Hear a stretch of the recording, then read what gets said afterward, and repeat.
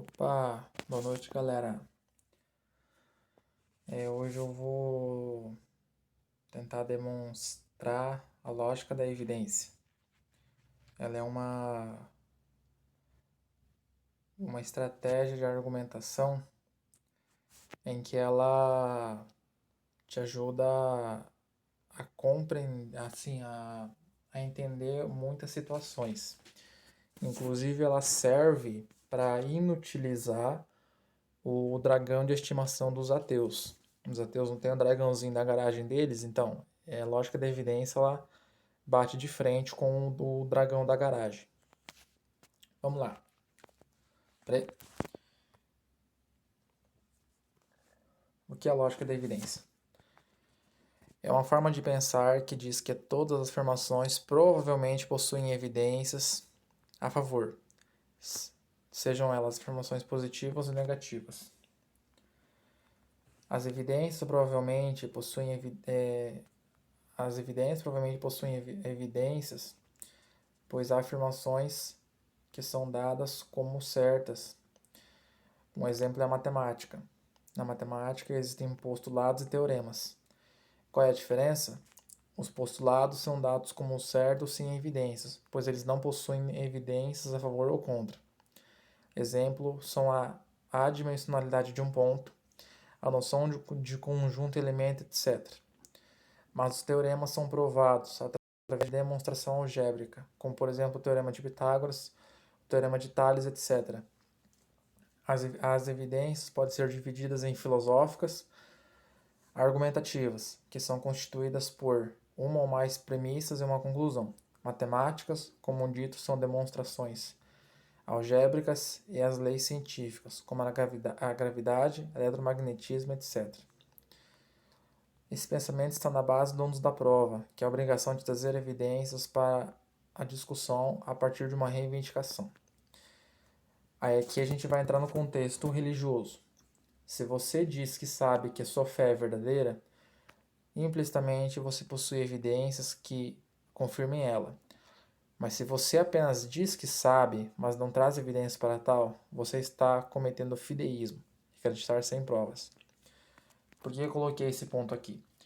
Porque muitos grupos religiosos, eles dizem que sabem que sua fé é verdadeira, só que você fala assim, prova que sua fé é verdadeira. Eles não vão te provar. Eu era de uma igreja que fazia muito isso. O pessoal lá fala bem assim, eu sei que essa igreja é verdadeira. Quem aí já participou lá sabe de qual igreja que eu tô falando. Eles falam bem assim, eu sei que essa igreja é verdadeira. Eu sei que esse livro é verdadeiro. E aí você não vê eles provar a fé deles, é tudo na base de fé. Por isso que eu coloquei esse último ponto aqui. Aí aqui o que eu fiz, galera? Eu trouxe o argumento cosmológico modal do Alvin Plantinga, que é um caso de uma afirmação filosófica, a demonstração do teorema de Pitágoras, que é o caso de uma afirmação matemática, e uma imagem da teoria da evolução, que é o caso de uma evidência científica. Ou seja, galera, no campo das evidências, nós temos três tipos de evidências: matemática, filosófica e científica. E por que que ela é tão útil para a gente bater de frente com o dragão de estimação dos ateus? Porque o que os ateus falam? Os ateus dizem o seguinte: imagine que eu tenho um dragão na minha garagem, porém o dragão é invisível. Então não adianta você abrir a garagem para ver se ele está ali. E ele é imaterial. Então não adianta você jogar farinha para pegar ele ou utilizar uma câmera de radiação infravermelha. Ou seja, aí o que uma pessoa que nunca escutou isso vai pensar? Ah, você é louco. Você não tem como provar que ele existe, né? E aí você cai no jogo dos ateus, porque os ateus usam essa pseudo-argumentação, porque não é uma argumentação, não tem premissa, não tem conclusão, são só palavras soltas. Aí eles pegam muitos religiosos, por quê? Porque aí Eles, assim, meio que fazem os religiosos experimentarem do próprio remédio. E aí que vem aqui essa frase que eu coloquei no final. Se você sabe que sua fé é verdadeira, é porque você tem evidência a favor dela, né? Ou seja, muita gente diz que sua fé é verdadeira, diz que acredita em Deus, mas na verdade não tem nenhum argumento, não tem nada sólido em que você pergunte por que você acredita, e a pessoa diga, eu acredito por causa disso, né? E aí, como que você pode usar? Os ateus, eles são muito no campo da ciência. Muitos ateus, não são todos, obviamente, mas muitos ateus eles acham que a ciência é tudo. Só que aí eu coloquei aqui essa demonstração do Teorema de Pitágoras. Aí eu pergunto para vocês, como que você vai provar cientificamente o Teorema de Pitágoras? Não tem como você fazer um experimento de laboratório que vai provar que essa equação aqui, ax ao quadrado, essa equação aqui, ó, ax ao quadrado mais bx mais c igual a zero, é o mesmo que essa fórmula, x igual a menos b mais ou menos raiz quadrada de b ao quadrado menos 4ac sobre 2a.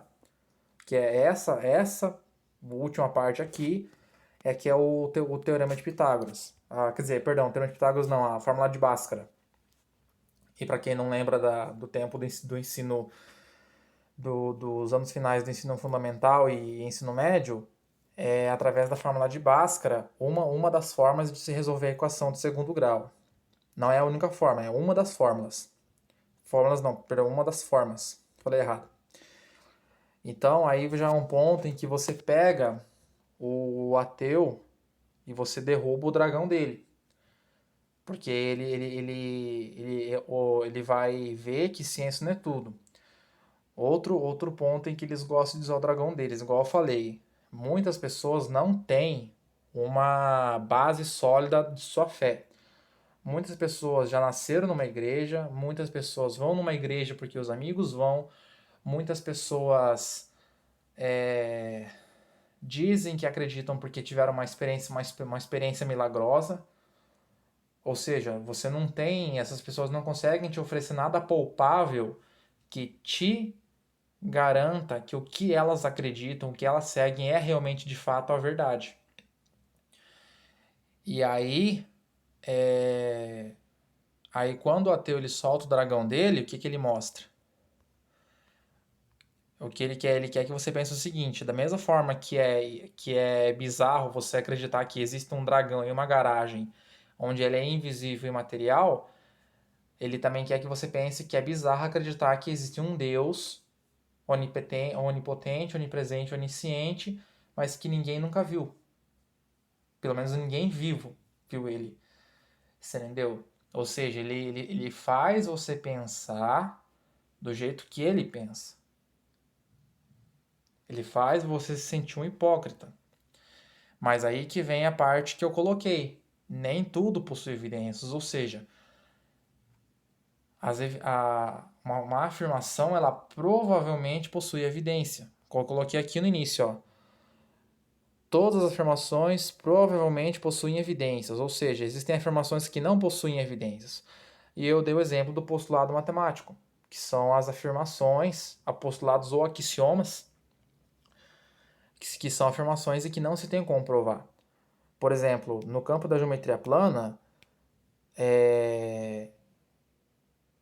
nós temos três elementos, que são o ponto, a reta e o plano.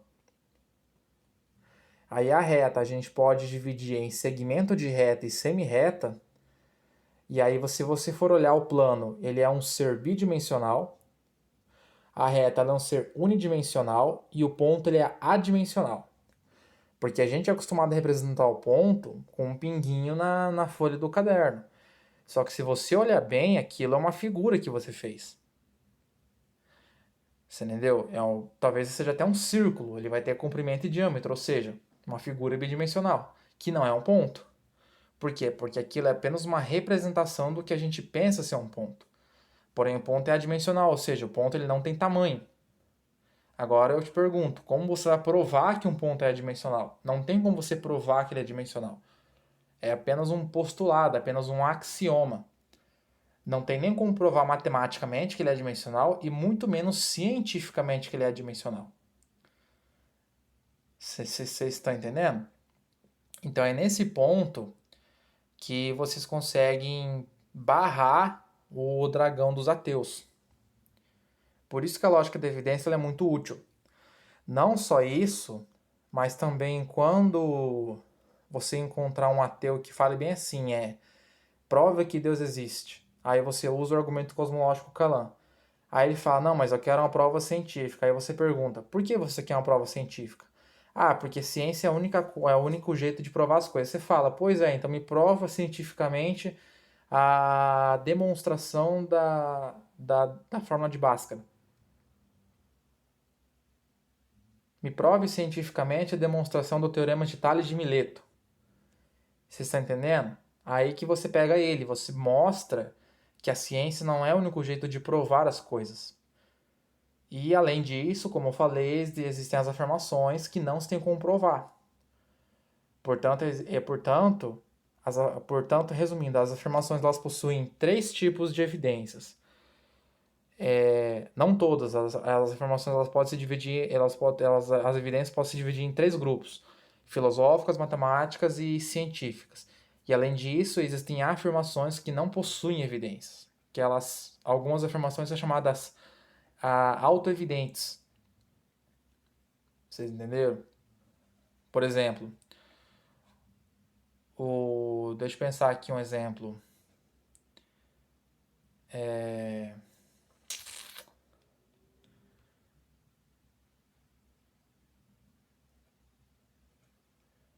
Por exemplo, a noção de conjunto, que é o que eu citei aqui no texto, a noção de conjunto numérico. Não tem como você demonstrar um conjunto. O que é um conjunto numérico? Eu posso te mostrar um conjunto, por exemplo, conjunto de 1 a 100. Eu escrevo 1, 2, 3, até chegar ao 100. Mas eu não consigo te demonstrar a ideia de conjunto em si. Eu posso te mostrar um conjunto já montado, mas eu não consigo te demonstrar a ideia de como aquela ideia surgiu. Vocês estão entendendo? Então, é isso que eu quero que vocês pensem. Vou finalizar esse vídeo por aqui. Até mais.